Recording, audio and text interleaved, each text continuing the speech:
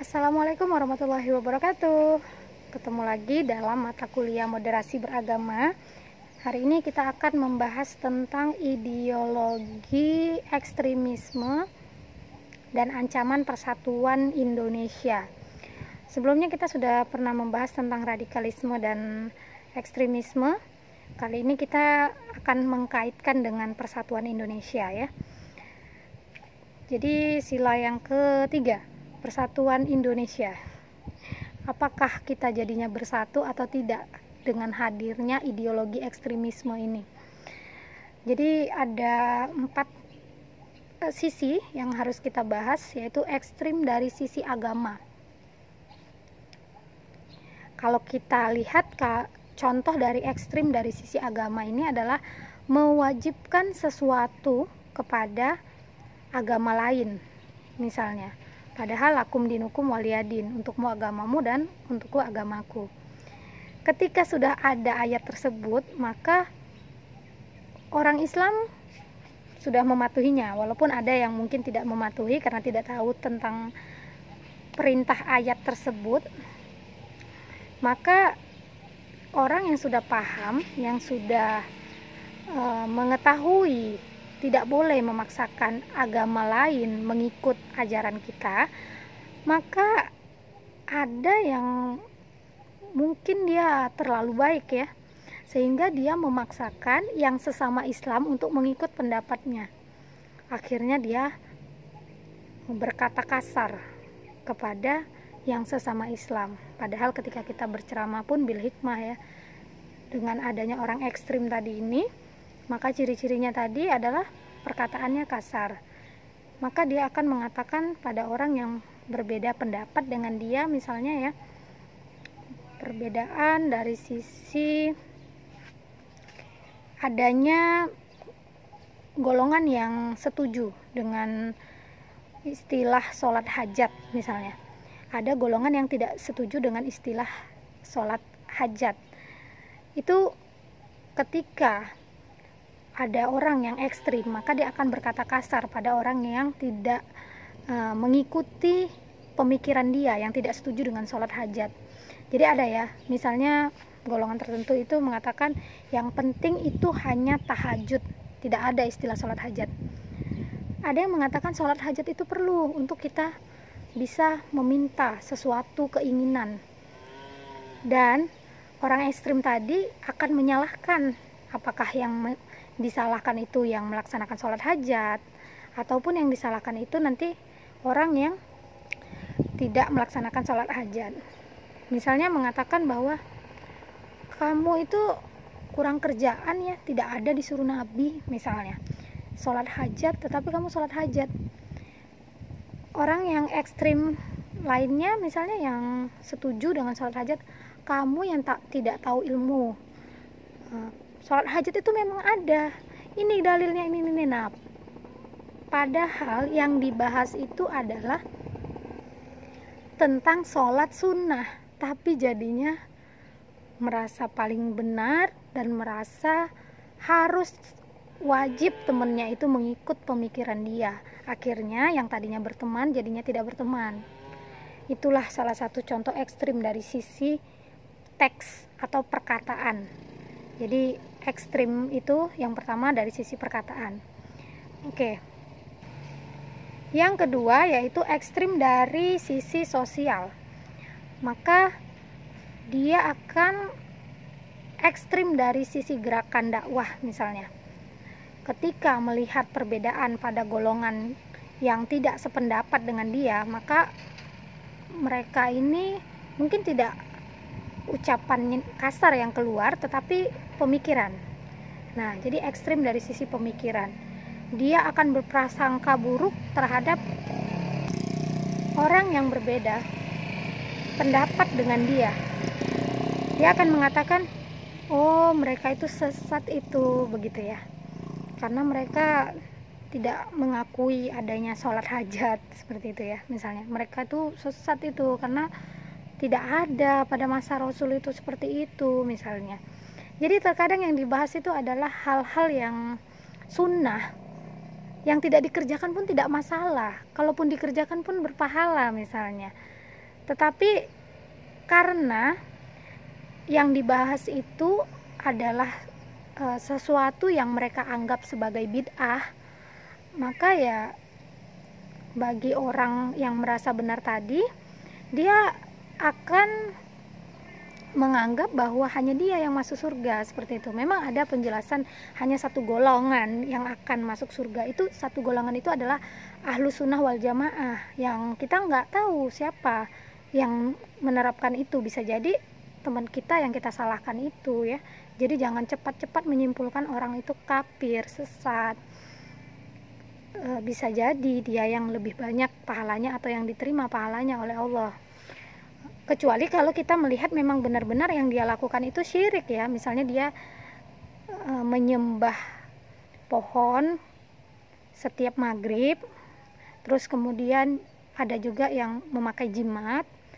Boleh kita mengatakan mereka sesat, boleh kita mengatakan mereka syirik, boleh kita mengatakan mereka bid'ah dan sebagainya. Tapi kalau hanya hal-hal yang berkaitan dengan perbedaan pendapat yang masih bisa kita terima karena memang mereka juga punya dalil, kita punya dalil, dijagalah sosial tadi ya. Jangan sampai dari sisi agama kita gagal, dari sisi sosial pun kita jadinya gagal. Nah, kemudian itu tadi kita menjaga perkataan sebaik mungkin, toleransi dari sisi perkataan, lebih baik diam gitu ya, daripada kita harus mengkritik sosok yang bahkan yang kita kritik itu lebih pintar dari kita. Banyak tuh yang murid-muridnya mengkritik guru orang lain karena dianggap guru orang lain itu berbeda dengan gurunya. Jadi dia menganggap bahwa yang sesat itu adalah seorang guru gitu, padahal guru yang dia maksud tadi itu hanya beda pendapat begitu ya. Nah, jadi dijaga sosial, jangan sampai kita itu bahkan membenci ustadz, ulama yang tidak kita kenal hanya karena perbedaan pendapat, berburuk sangka, oh dia itu berdakwah untuk menyesatkan orang. Padahal Masya Allah ya, ketika kita menghalangi dakwah seseorang, itu berarti kita zolim bukan hanya pada orang tersebut, tetapi pada Allah, pada agamanya Allah. Karena bisa jadi sesuatu yang berbeda yang dia sampaikan itu dengan pemikiran kita, ada banyak dakwah-dakwah lain yang mengubah orang menjadi baik, tapi karena ucapan kita, prasangka buruk kita kepada orang yang tidak sependapat dengan kita, akhirnya orang yang mudah terpengaruh tadi tidak mau mengikuti kajiannya. Yang tadinya banyak orang berubah karenanya, jadinya banyak yang tidak mengikuti pengajiannya.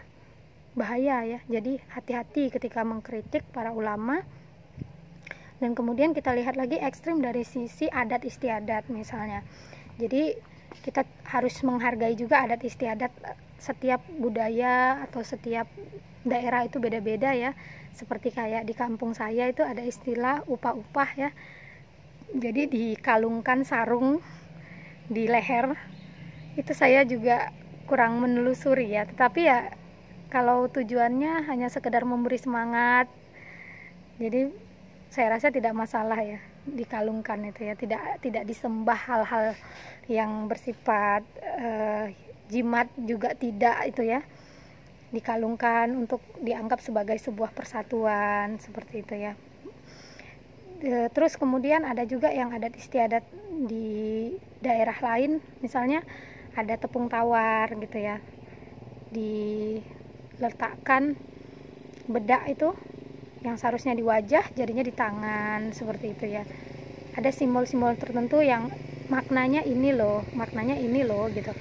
Jadi kalau dia tidak berupa penyembahan, tidak berupa jimat, tidak berupa sebuah kepercayaan yang dapat menimbulkan dampak pada kesehatan, hanya sekedar keyakinan adat yang mempererat tali persaudaraan, karena bentuk kasih sayang yang mereka ingin berikan itu seperti permainan ya, itulah yang mereka bisa berikan gitu ya. Jadi ada juga yang buat pulut ya, tidak masalah juga sih saya rasa itu ya. Jadi bagian dari budaya lokal. Tapi ada juga yang tidak setuju, itu tidak baik, itu adat yang seperti itu dilarang oleh agama misalnya ya. Kalau memang tidak terlalu fatal yang dilakukan, sebaiknya kita menjaga persatuan dan kesatuan ya, karena itu tadi ada ancaman persatuan ketika kita memang merasa paling bagus agamanya, paling bagus sosialnya, paling bagus adatnya. Dan kemudian yang terakhir itu ada juga ekstrim dari sisi politik. Jadi kita lihat pada masa dahulu ya, adanya perbedaan antara kulit putih dan kulit hitam. Kulit putih dianggap sebagai orang kaya, misalnya kulit hitam dianggap sebagai orang miskin. Padahal adanya persamaan di dalam Undang-Undang Dasar, adanya persamaan terutama pada Allah ya. Allah tidak membeda-bedakan jenis kulit, suku, bangsa, tapi yang Allah bedakan adalah bagaimana keimanan dan ketakwaannya. Ketika kita semakin beriman, semakin bertakwa, maka semakin disayang oleh Allah. Tapi kalau masalah yang lain itu ya masalah kebersihan, itu usaha kita. Masalah kulit itu masalah takdir yang harus disyukuri, seperti itu ya. Jadi jangan sampai kita hanya mengangkat orang-orang yang di dalam politik itu, misalnya melihat darah birunya saja, maka kita jadinya nepotisme. Terus kita melihat dari sisi keuntungan keuangannya saja, maka kita jadinya memilih orang tersebut. Terus ada banyak hal-hal yang kita itu nggak boleh ekstrim ya, hanya karena tujuan kepentingan individu, kepuasan dalam berpendapat, kepuasan dalam menunjukkan bahwa kita hebat, kita punya sesuatu yang harus diikuti oleh orang lain, kita punya sesuatu yang harus dipahami oleh orang lain. Itulah yang disebut ekstrim tadi, pemaksaan, dan itu akan mengakibatkan ancaman persatuan. Jadi Islam itu rahmatan lil alamin, kita harus menjaga silaturahmi, itu yang diperintahkan dalam Islam kan. Terus kemudian kita juga harus menjaga kasih sayang, karena Allah itu Rahman dan Rahim. Saat ini kita memang baru dapat Rahman, baru dapat kasihan saja dari Allah. Allah kasihan pada kita, maka kita dikasih kesehatan, kita dikasih rezeki. Tapi Rahim itu nanti ketika di akhirat, apakah finalnya kita dapat kasih sayang lagi nggak? Masuk surga nggak kita? Kalau misalnya tidak, bagaimana? Jadi manfaatkan sebaik mungkin, jangan sampai kita putus tali silaturahmi pada yang beda agama maupun yang sama agamanya. Apalagi yang sama agamanya, harus kita jaga uhuwah dalam Islam itu, sehingga kita saling menghargai, saling menghormati, dan kita semakin berilmu, semakin kita terapkan juga ilmu agama yang sebaik-baiknya. Demikian materi pada hari ini, semoga bermanfaat. Assalamualaikum warahmatullahi wabarakatuh.